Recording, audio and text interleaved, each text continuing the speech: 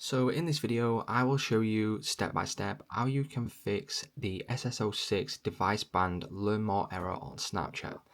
Now, if you're trying to log in to Snapchat and you are getting this error right here, right, what you will notice is a lot of the time there will be a problem with the app. So the app could be down, there could be sort of maintenance happening or anything like that. If not, what likely has happened is that you've broken some terms and conditions, you've broken rules, and you have currently been banned on Snapchat for whatever reason. Now, there could be many different reasons why this has happened, and then when you try and log in, you'll then get this error, which means that the device has been banned.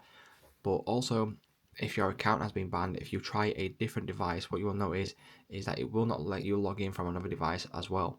So what you need to do, first of all, is you just simply need to go ahead and click on where it says learn more. You want to click on that link, and then you want to go then through over to the Snapchat support.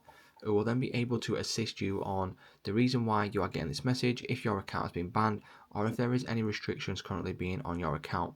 So go ahead, click on that, contact Snapchat support, and then they will then be able to assist you in helping you get your account back and getting your device unbanned.